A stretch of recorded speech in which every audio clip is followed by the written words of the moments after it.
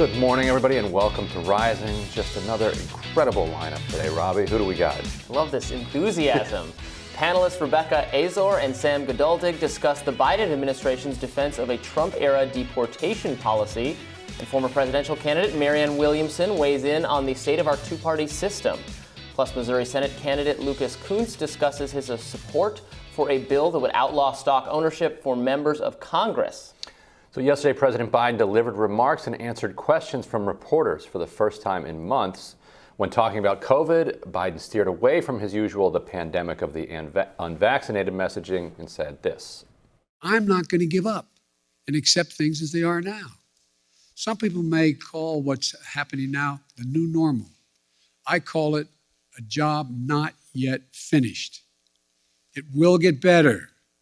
We're moving toward a time when COVID-19 won't disrupt our daily lives. We're not going back to lockdowns. We're not going back to closing schools. Schools should stay open. Biden's message comes as New York, New Jersey, Massachusetts, and Connecticut are all seeing a rapid decline in COVID cases, in Washington, D.C. too, which I'm very excited about, which could mean that these northeastern states, Omicron has peaked. So Axios confirmed the downward trends in parts of the U.S. and noted that in South Africa and the U.K., which experienced Omicron waves before the U.S., cases spiked dramatically and fell off almost as quickly. Yesterday, England lifted government COVID measures, confirming an end to work-from-home guidance, strict mask wearing, and vaccine mandates. UK Prime Minister Boris Johnson announced the end of mask regulations in schools, said they will trust the judgment of the people and no longer criticize those who choose not to wear masks. What a novel idea. Perhaps we should borrow it. Look, it's over. It's over. Okay, so people are still dying. It's very sad. We wish it were huge clips too. We wish it was not the case, but it is overwhelmingly the unvaccinated who are. Sound like Joe Biden over here. What? It sound like Joe Biden over here. No, but you're right. For how many years do people have to distance and work from home and wear masks to protect people who are saying, you know what, I am not going to take this step to protect myself, and you know what, I totally support your right to do that. I don't agree with that choice, but I would not require you. I will fight every mandate forcing you to take the vaccine step. But you made your choice, and we are going to make our choices. So we're not going to wear masks. We're going to socialize and work and educate per normal. I think that is a perfectly fair trade-off, one we should absolutely be allowed to make at this point. I do feel bad for the rest of the country that still has to see this Omicron wave because it's bad. It hit Boston, New York, Washington D.C. hit us very hard. Swept through everybody. It gets to a point where everybody is getting it, and then it moves on. What do Boston, New York, and D.C. have in common? Bunch of liberals who all got vaccinated. Right. And so yes, we had an uptick in the death count. We had just a handful of people dying in Washington before Omicron came. I think the last 2 weeks there about 40 people died, which is 40 more than you want dying in a pandemic. But it's not 400, it's not 4,000. And I do worry that even though it's a milder version, because it's going to hit so many more people when it sweeps out of here, that you are going to see the death count at a significant clip. But, I think what's going to happen is the same thing that has happened in Florida every time they've had a big wave. DeSantis and the leaders there, they just white knuckle it through. Yeah. Thousands of people die, and then the wave recedes. That seems to be the approach, that if you don't die or get permanently maimed, then they'll say they have natural immunity, so they feel better about it. Yeah, and there will be some what I would term as bad stuff from the media when this happens. They'll go, "Oh, look at Florida letting people die." It's not, having somewhat less stringent mitigation efforts in place in terms of shutting things down and requiring masks. That is not mattering to Omicron. I mean, it matters a little bit, but this is super contagious. It's swept through here despite our relatively higher levels of caution. Now it's going to sweep through places with relatively lower levels of caution.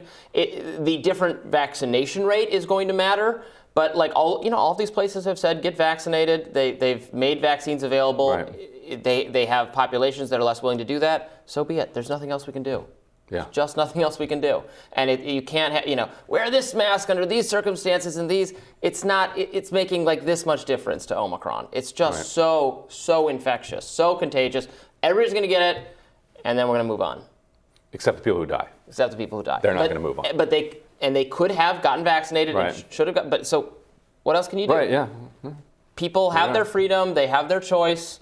And I think it's interesting to see these other countries. It's crazy to look at South Africa. We talk about a peak, but its peak was so much lower than the UK's peak was higher than ours. I mean, this is per, I think it's on a population basis, but not raw numbers, obviously. Right. But still a confusing disease at the end of it. Why Africa has had such a fewer, maybe they're not testing, they're not counting, maybe it has been bad, but we don't know. I don't actually think that is the case, but Africa versus South America, two continents with poverty and tend to have similar magnitudes of bad outcomes for things like akin to this. And South America had a disastrous COVID experience.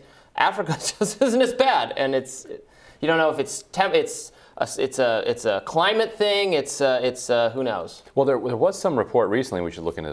There were some genetic variations that they looked at. Polish, that's what you wonder. Polish people versus other European people. Like Polish people were like twice as susceptible to it than some other European people that they looked at. And they were wondering why. They're like, people were like, what's Poland doing? Why it's getting it so worse? And the geneticists were like, well, it interacts with this particular whatever. I don't know. I don't understand genetics. Poland just can't catch a break. Poland can't. Poland cannot. First Russia and the Austrian Empire divided, and now this. Yeah. What'd you think of the press conference overall? I thought it was pretty bad for Biden. I mean, he hasn't delivered on basically anything he said it was going to happen, and just by not doing anything, everything getting better of its own accord, that also didn't pan out. So it seemed like a very unhappy first anniversary of his presidency. What did you think?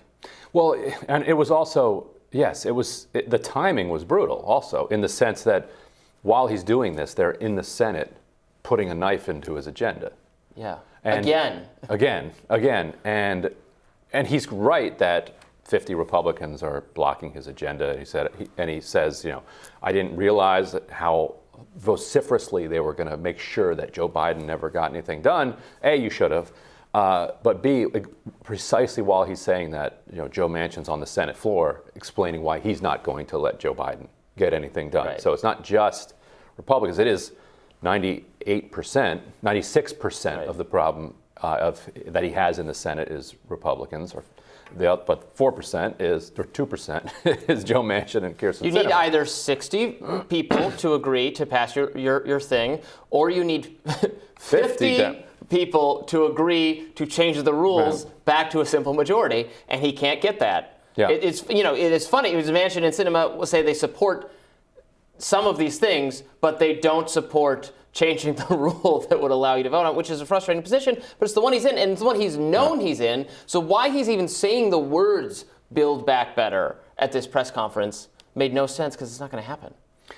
Now they're talking about doing it in chunks, which is something that he said he'd be up for doing.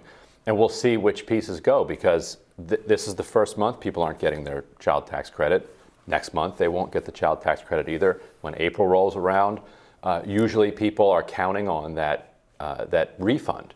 That's one of the ways that people stay afloat. They just make it from refund to refund. When you get your tax refund, that's the time you can get a new refrigerator. You can get the leak in the bathroom fixed. That's when you can do some serious investment with a $800,000 tax refund that you get. Now a lot of that went into your child tax credit that you already got. So people are going to get a double whammy. They're not getting a child tax credit anymore, and then when tax time comes, they might not get as big a refund as they were expecting. And not getting what you're expecting throws off your entire year. Yeah. Because now you can't fix the car, you can't do all the things that you were putting off. Yeah, so it was terrible timing to do this. And this was I think, correct me if I'm wrong, so we're doing a State of the Union, but later? They're kicking it into March, because Nancy they're hoping... Pelosi said, so we can do a mission accomplished banner for COVID by March, hopefully. Well, they were also hoping that they would get some of the Build Back Better pieces through by then. Right. So they could at least say, hey, We did child tax credit, or we did universal pre-K, or we did some climate stuff, something. So they can say something.